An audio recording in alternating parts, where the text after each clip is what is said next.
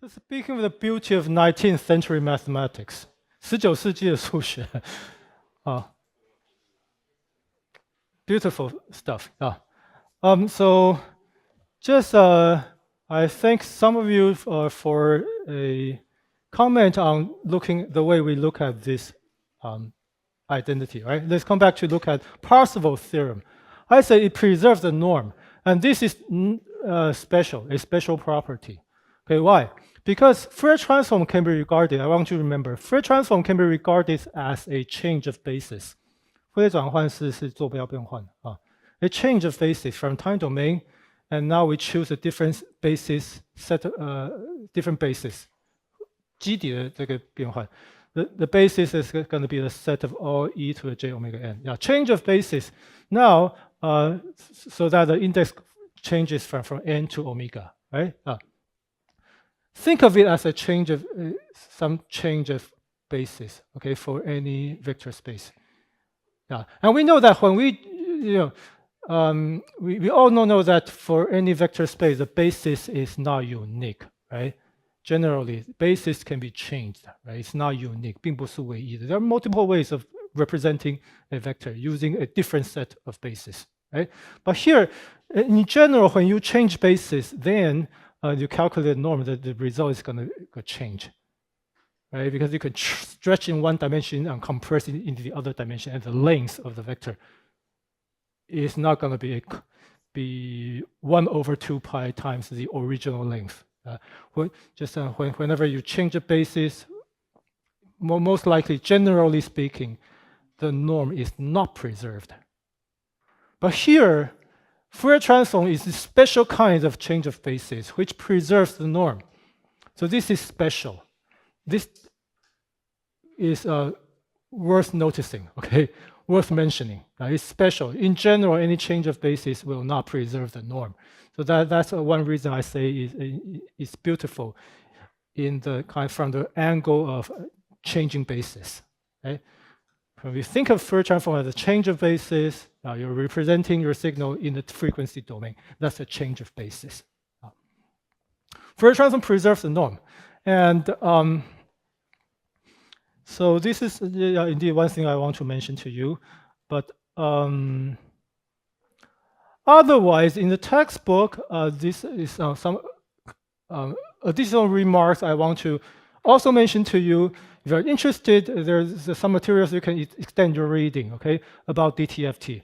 So DTFT here, if you talk about the existence of DTFT, we are not talking about, okay, existence means that the summation converges or not, okay?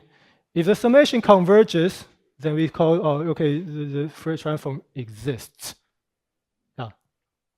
So here's the first notion. The first notion gives us a sufficient but not necessary condition for DTFT to converge. So let me read it first. So this is a known property that if x in the time domain is absolutely summable, absolutely, when we sum up all the absolute values of all samples, when the signal is absolutely summable, less than infinity, absolutely summable, then this sequence, that's the definition of DTFT, by the way, right? Let's notice, please be aware that this is the definition of DTFT. If the x is absolutely summable, then DTFT converges for any omega. Nice. Sufficient, okay? Sufficient to guarantee that DTFT converges, so there's no worry. It can be calculated, it exists. So that's a notion of existence. 所谓的存在, in this context, what we call existence just merely means that we are asking whether or not this summation converges. Okay? And there is a sufficient condition right here. If this happens, no worry. Okay? DTFT can be calculated. It exists. And that's the first notion. The second notion is, if you look at it briefly, you might find it absurd. 看起来很蠢啊. This might look absurd. Absurd. It's a nice word.公众英语教室. Absurd. it might be a little bit absurd, stupid to look at first, right? But so let me explain. The second notion is that, well, what if x is not absolutely summable, right? We have said that if x is absolutely summable, then no worry, DTFT exists, right? But what if it is not absolutely summable? Can we still talk about DTFT? That's a valid question. That's a valid concern, okay? That's a valid concern. Well, so there's now 19th century mathematics tells us that if x is not absolutely summable, if it diverges, if this diverges, but the sum of square converges, all right? Yeah. Then we just need a more careful definition of DTFT. Okay? Then let us define DTFT as the limit. A limit. Limit of what? The limit of taking this finite summation first, then let big N let it go to infinity. Looks stupid, right? Right. That's a second notion. It's a worry of a kind of rare case. What if the signal is not absolutely summable, but the square of a signal is absolutely summable? Then we can refine our definition. Just be a bit more careful. Now, be a bit more careful. We define DTFE as the limit of a finite sum. And then we first evaluate the finite sum here, negative n to plus n. That's an important detail right here. Okay. If you define DTFT as such, then still there's no worry. Then this converges. Okay. Then this very definition, this newer, slightly more refined definition, converges for all omega. Okay. So this is kind of the first transform is deep. This is so just in case you're interested, just talk to me. Right. So why do I think this might look a little bit absurd to be at the beginning? Right. But the textbook has you can find this kind of discussion also in the textbook, right? But this is optional, right? So with that, I would like to just conclude our kind of a brief introduction of selective properties for DTFT. What do we have? Periodicity, 5 properties, right? Periodicity, symmetry, 2 kinds of symmetry, and the next is convolution theorem, shift theorem, and the Parseval theorem. So those are the selective properties I'd like to sort of summarize in one lecture, right? But with that, any comment? Yeah. Talk to me if you are interested, because I am. I'm interested in that. Right. So let me now switch to my next lecture. Okay, my next lecture is already posted. You can download it from EE class, lecture number 4. Lecture number 4. Okay.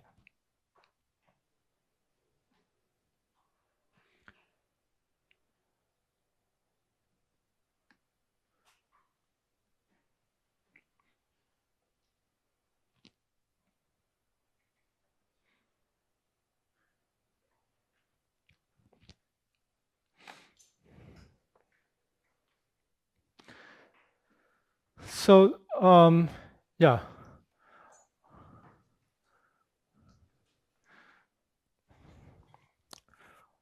So now I'd like to switch to a new topic, okay?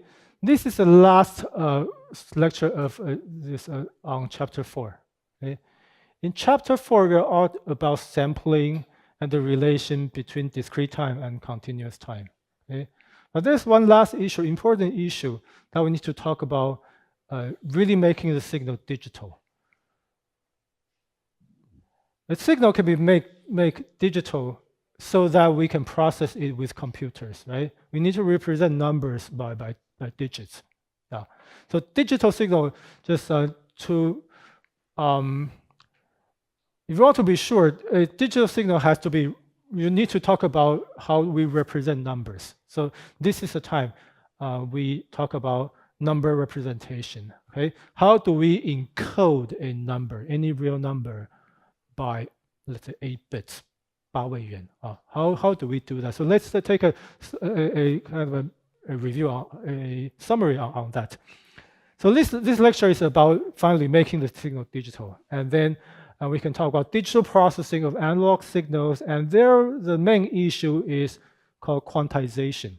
When we encode any real number, that encoding introduces error.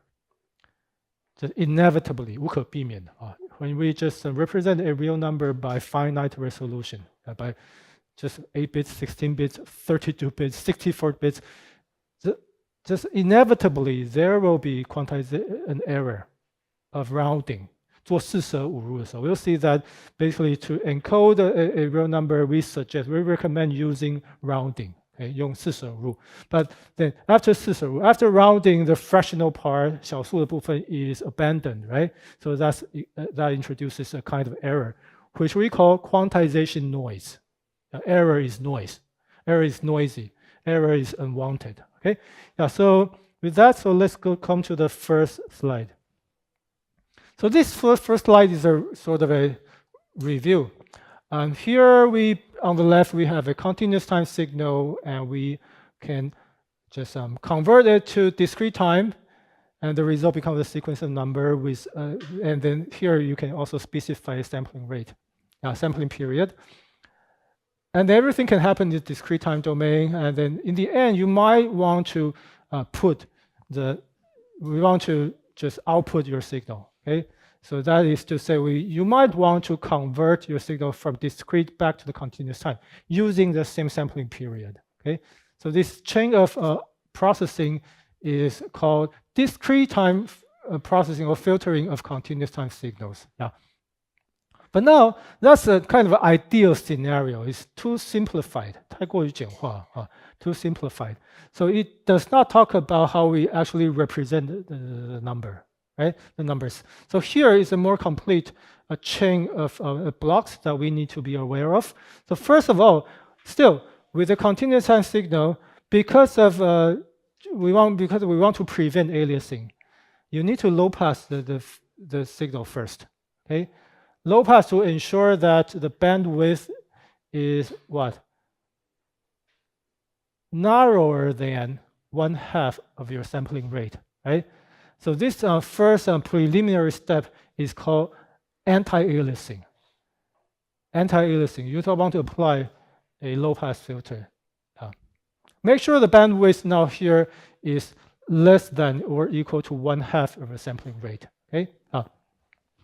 All right, so after anti-aliasing filter, then to convert to discrete time, there is sample and hold, which we will explain in the next slide.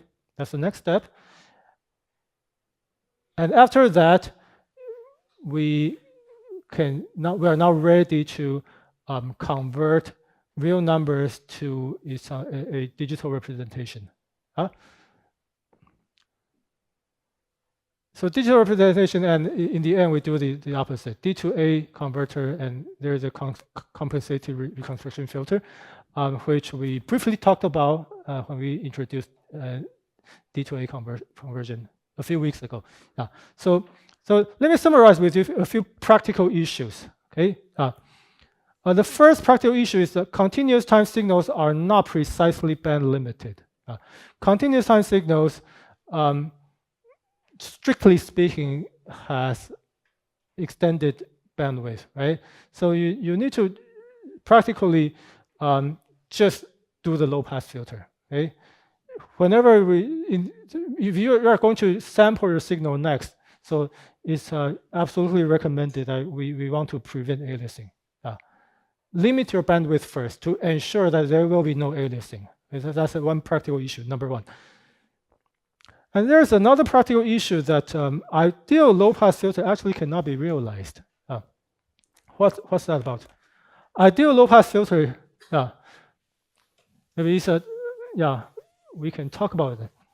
Ideal low-pass filter, does anybody remember? Ideal low-pass filter has a inverse Fourier transform, right? So ideal low-pass filter in the frequency domain with a cutoff frequency omega c minus omega c in continuous frequency domain. Yeah. When you think about this, back in the time domain, what's the result? Sinc, right? This is a kind of a sinc function. But sinc function, if you really think about it, this is problematic. I say this cannot be implemented. Ideal is ideal. Ideal means it's not real. It's not practical, right? I said that sinc interpolation cannot be implemented. Why? There are a few reasons. First reason is that in the time domain, it extends from minus infinity to infinity. I mean, this property alone makes it impractical. Right? Yeah. This just simply cannot be implemented, right? So keep in mind that this is not the focus of our study right here. I'm pretty sure that A to D conversion has a lot of details that itself is a field, itself is a specialty. If you're really interested in ADC, maybe you may want to speak to Professor Xie Zicheng. I think he specializes in that. So, but keep in mind this, this thing really cannot be implemented. It lasts forever. Cannot be. It needs to be approximated. The best we can do, the best anti-aliasing filter we can do is never ideal. It's an approximation of ideal filter. Okay, all we can do is approximation. So that's the second practical issue. And the third practical issue is that ideal C to D and D to C conversion does not worry about quantization, but now we need to start to worry about it. Okay, we need to start worry about how many bits do we have and how much quantization error that will introduce. Right. So this again, ideal C to D or D to C are both ideal concepts. Right.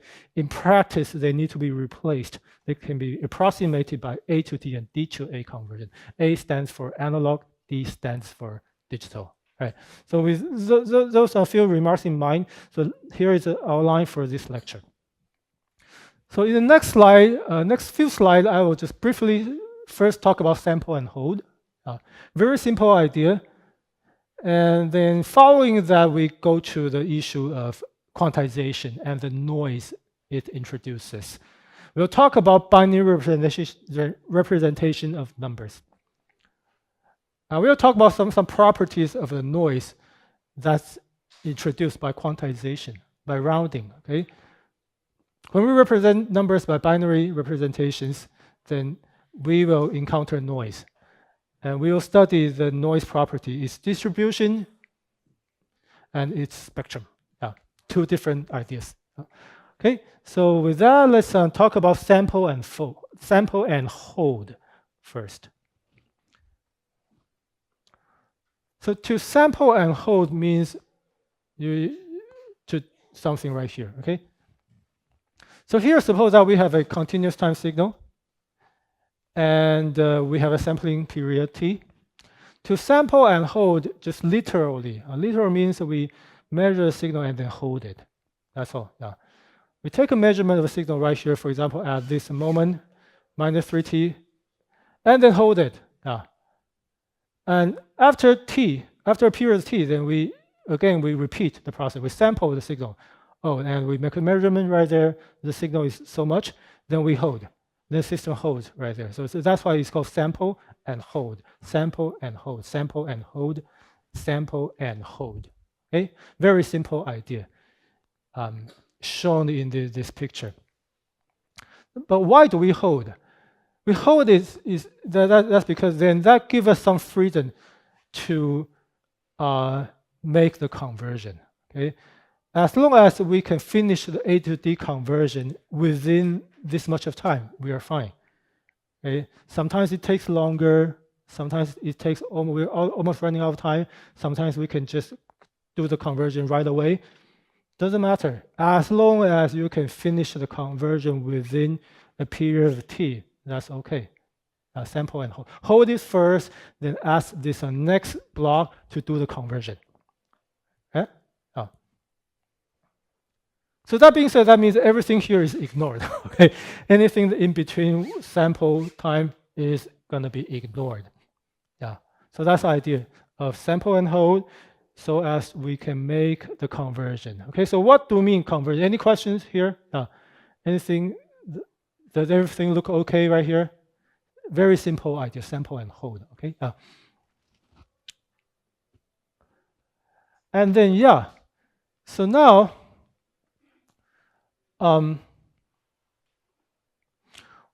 That's sample and hold, okay, and that's the overall block diagram.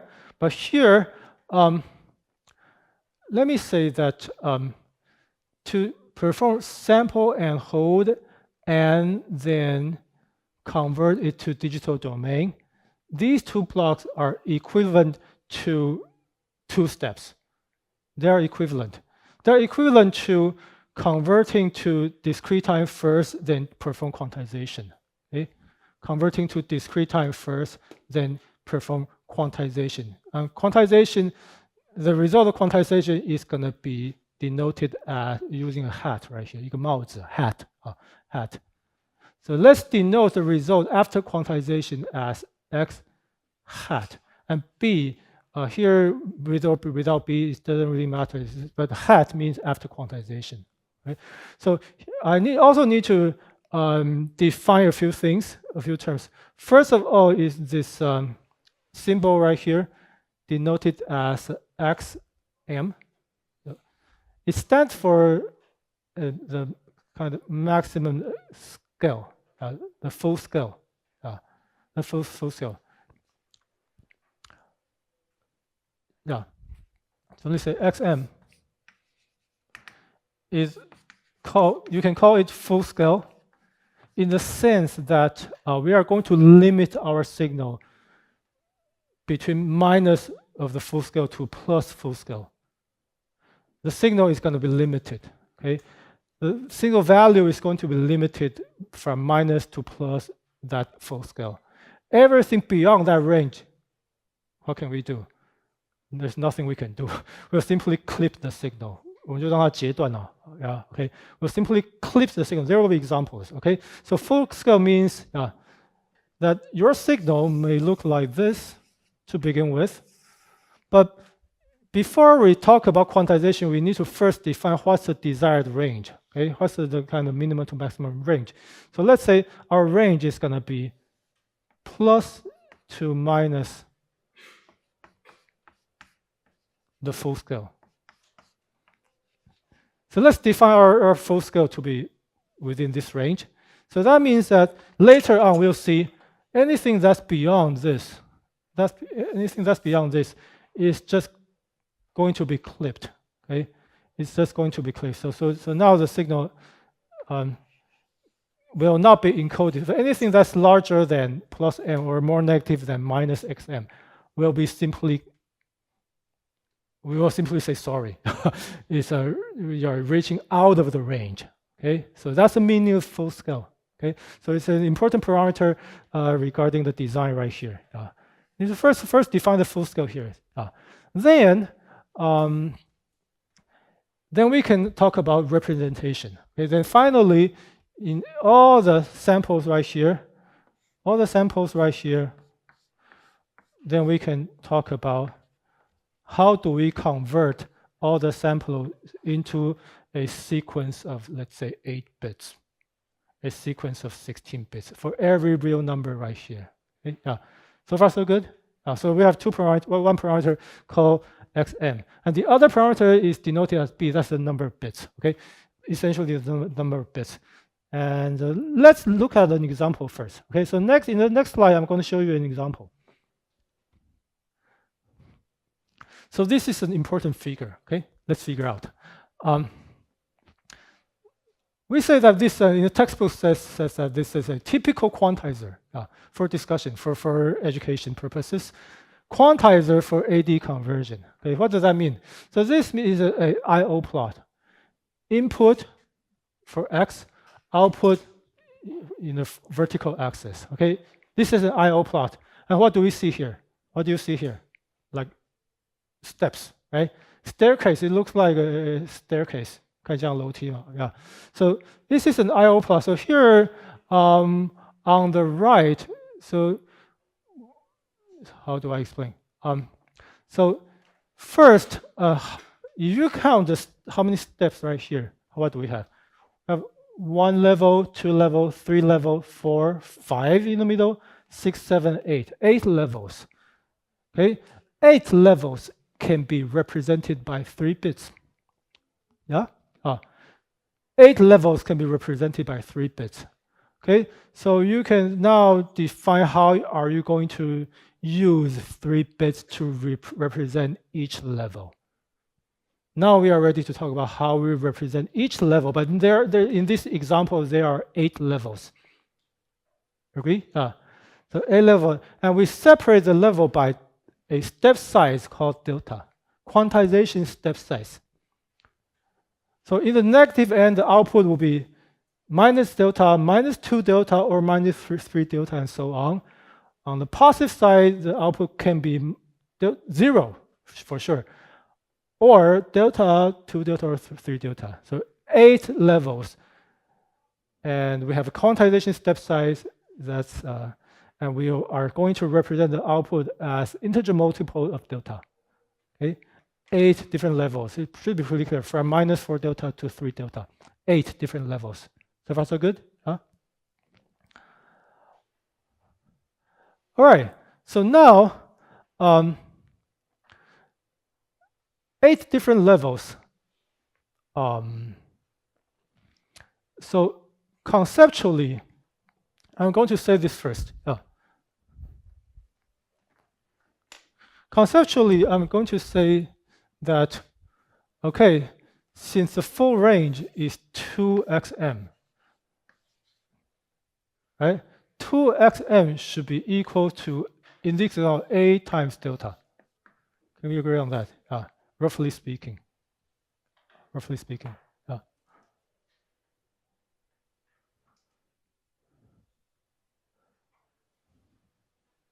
So delta is equal to 2xm divided by A. Now what is A? 8 is 2 to the 3rd power. Okay?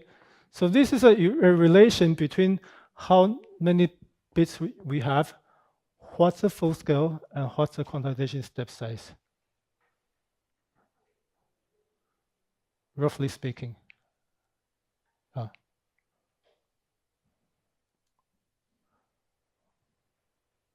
Okay, so that's what I'm going to say right here. We have delta equals to that. Okay, 2 times the full scale divided by 2 to the power of how many bits we have. Okay.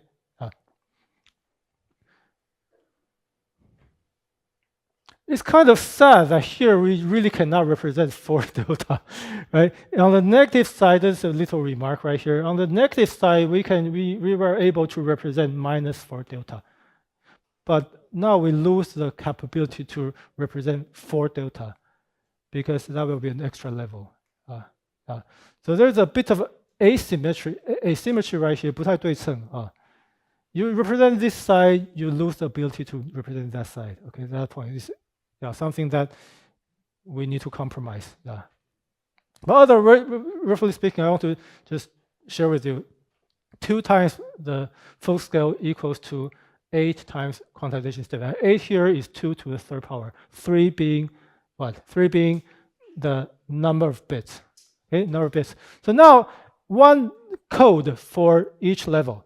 So now there are different options. So here the first option has a name 2's complement. I'm not sure, have you all learned about what's 2's complement? 在哪门课? In which course? Logic design. Oh, great. Yeah. When I was a college student, there was a class called 计算机概论, Introduction to Computers. You don't have that, right? Good for you. It's a boring class. That's where I learned 2's complement. Yeah. So this is 2's complement. It's easier to understand. So let's take a quick review here. To the positive side, 0 means 0, right? And this is binary 1, right? So 1 represents 1 delta, 2 represents 2 delta, 3 represents 3 delta. Okay, that's very straightforward. 非常直截了当。But what happened right here? It's like 0, 1, 2, 3, 4, 5, 6, 7.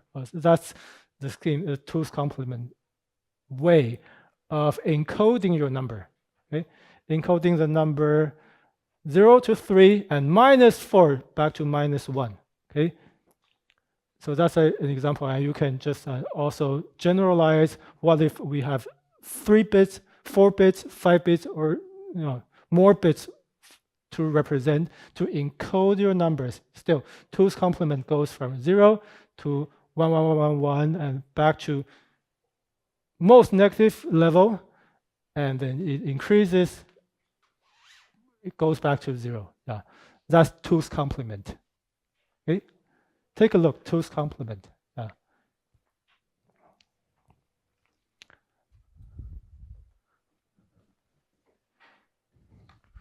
And just to take a last look of this figure, we haven't talked about here, right here. What's going on right here? So this relation is going to give you the nearest integer multiple. It's about finding the nearest integer. Okay, for example, here, between 0.5 delta and 1.5 delta, between here, the nearest integer is delta, right? I mean, the nearest integer multiple of delta is 1 delta, right? 0.5, 1.5, the nearest integer is 1. Of course, you need to specify what if the value is exactly this. Does it go here? Does it go to the next level? Do we just round up or round down? So, but anyway, so the idea, the kind of basic idea is to find the nearest integer. So that's what quantization is about. Quantization is about finding the nearest integer or rounding. Simply in Chinese, 42 rule. Very, very simple. So that's why we get a staircase shape right here for quantization. And in next, let's do an exercise. Okay, exercise time. Well, so this is the plot to remind ourselves this is what we have when we have 3 bits. But what if we have now 8 bits? 8 bits. And I need you to tell us, help me, what does this encode? What does this code correspond to? What does it represent? How many delta does it represent? Okay, so I give you some, maybe 2 minutes, and we can check the answer. Right? How many delta and does it represent? How many delta? Now we have 8 bits. Suppose that we use 2's complement, by the way. Okay, let's use 2's complement. Okay, so the question is, what is this number in 2's complement? What is this in 2's complement?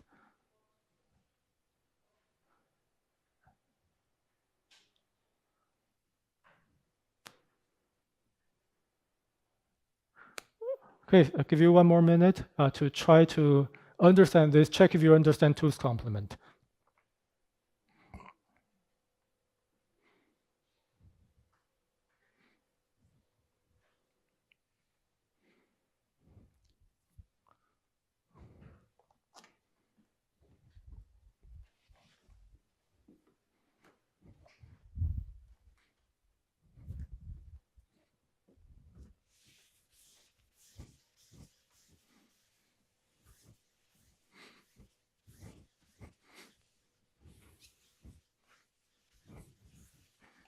Okay, does anybody have an answer right now?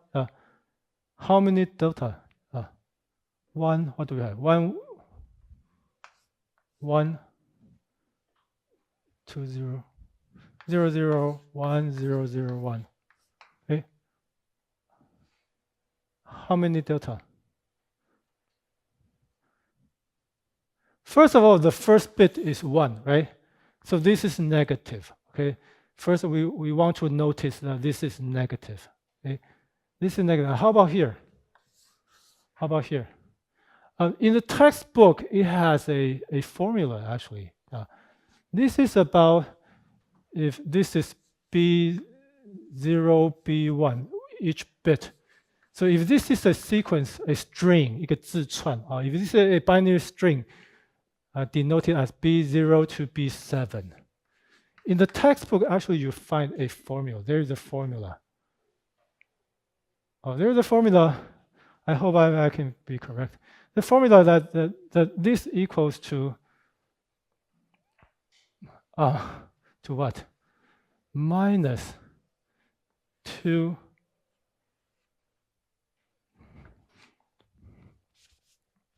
minus B0 times 2 to the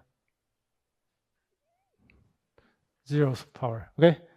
Plus B1 2 to the minus 1 power plus B2, I write one more term.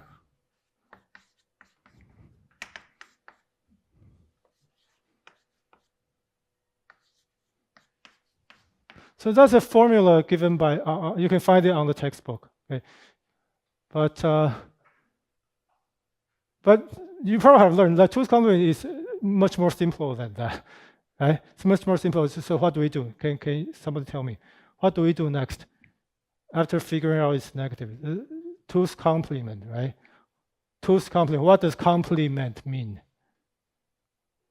反过来 complement means opposite. So now the suggestion, a lot of you might have learned this.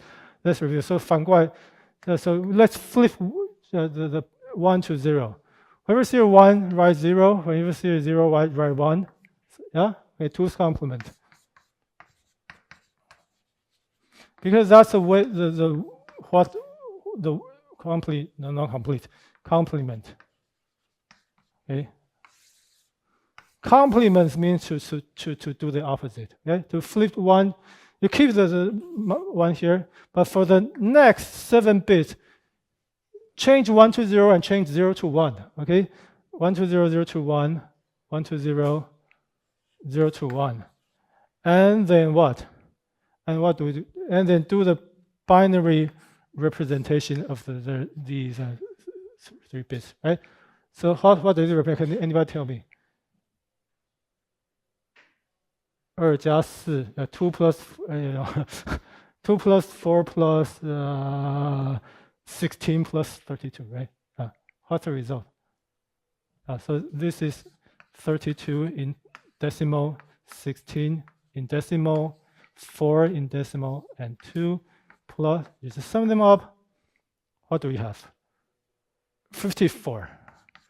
So the answer is minus 54 delta. Oh, I forgot to plus 1, right? I forgot to plus 1, yes, thank you. The answer is so I'm I 要再加1 啊， so you need to add 1 啊。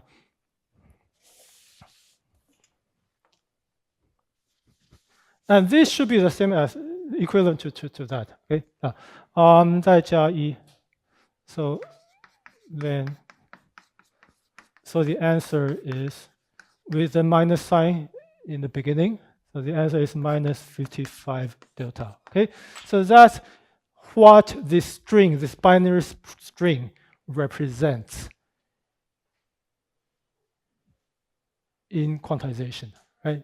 So that's a nice little exercise, and which corresponds to this formula on the textbook.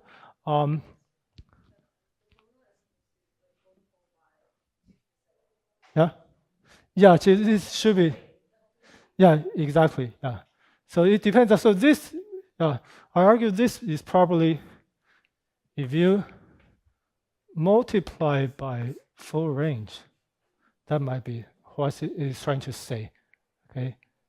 Because full range, why? Because full range now is going to be 2 to the what? 7th power delta. Full scale. Yeah? Plus or minus full scale, right? And we have 8 bits, which means we have so many levels to represent. I think everything put together, this is equivalent to that. Thanks for pointing out. This is a factor of 2 to the 7th right here. All right, so very good comment. And shall we now move on to the kind of core concept I want you to take home.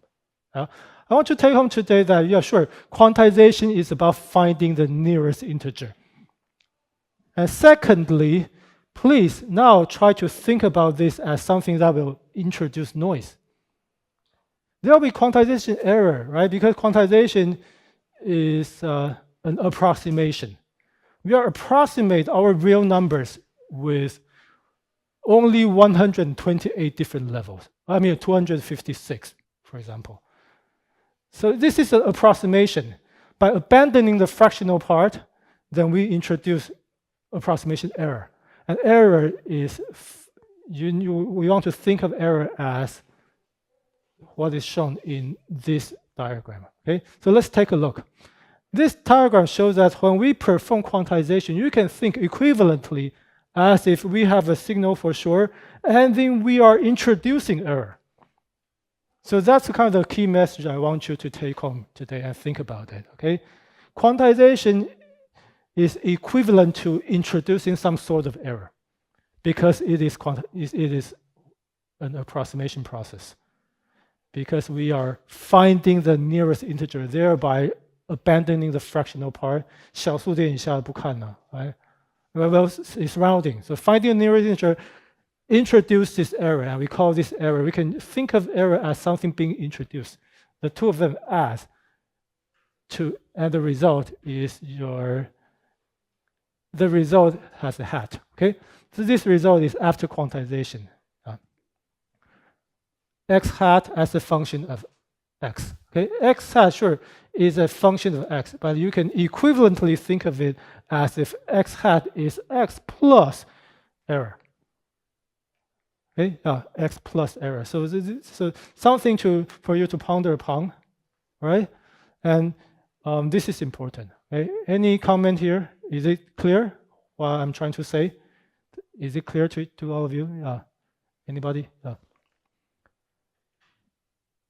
Introducing error. Okay, quantization introduces error.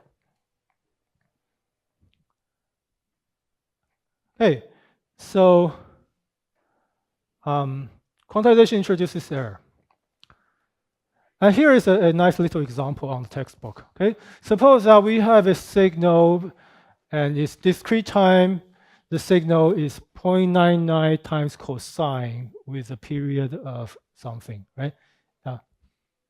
Suppose that this is a signal like that. And then in this example, how many levels do we have? We have, again, 8 possible levels. 8 possible levels using 3-bit, right? And now suppose that, suppose that our scale, full scale is 1, okay? So we can represent anything from -1 to almost 1, but the last level cannot be encoded. So we need to abandon the last level, the highest level. So maximum now is clipped at 0.75, 0.75. That's the meaning. Okay? When you decide the maximum range, then the signal is going to be clipped.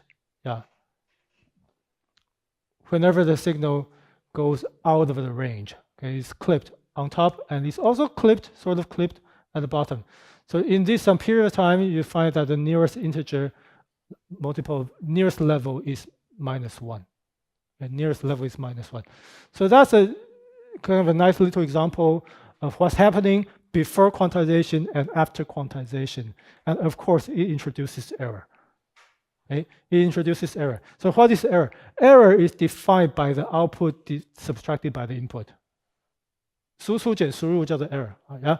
So let's take a note. So here error, quantization error. Error is defined as the output subtracted by the input. That's the definition, the usual definition of error. So therefore, we can think of the input as if that is suffering from some extra thing extra noise right here, and the result is our output of quantization. Okay, output of quantization is denoted as Q of xn. So that's the overall picture. Before and after quantization. Okay.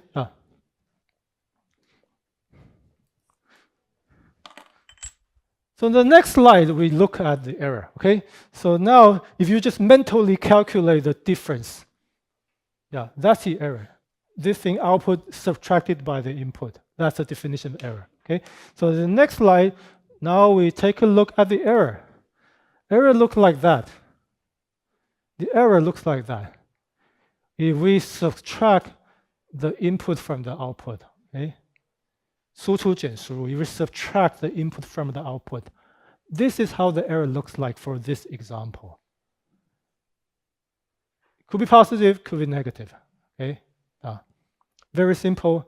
And this is what? What's that? The next plot is when we have 8-bit instead of only 3 bits, this is the error we have. Okay? Now, this error, the first thing we should notice that is the level, of course, becomes smaller. Yeah, of course, the noise level becomes smaller. Very simple stuff. Yeah, using more bits, you have a finer representation. The error is smaller. Yeah, makes sense, right? So that's from the textbook. So next week, when we come back, we will finish this lecture. But let me just give you a quick preview, okay? So the quick preview is that now from here, if you just look at this last plot right there, does it look random? That's the question. This thing, and compared to 3 bits versus 8 bits, right? I think we can sort of see that this looks more random than that. This thing is not really random. I mean, it's random right here, but now the shape shows up. Right? So it's not really random here, not random here, but maybe in here it looks random. But this looks more random than that. Yeah? Okay? Just by inspection. 用看的嘛, by inspection. By just simply visualizing the error, this thing indeed looks more random. But when we say more random, what do we really mean? Right? Like tomorrow's discussion session is going to be selected randomly, right? What do you mean random? How random is random? So in probability, this is a few occasions that in this semester that we will need to borrow from probability. Okay, so we need some kind of more rigorous definition when we talk about randomness. Okay, do we mean that it's more uniformly distributed, or do we mean that it's a random process which in which every sample is independent to other samples? Right? So those are already 2 different notions of randomness. 2种关于 random 不同的想法啊。So next week when we come back, we talk about a more rigorous definition of randomness. Are we talking about uniform distribution? Or are we talking about, if it's uniform distribution, we can calculate its expected value and so on, right? Probability, seriously. But there's also other properties that we need to mention. We can talk about whether there's some sequence of error. As a random process, how about its spectrum? Yeah. Is every sample independent of the next sample? If it happens, then we call that is what? Is identical, what? IID. IID. There is what? IID.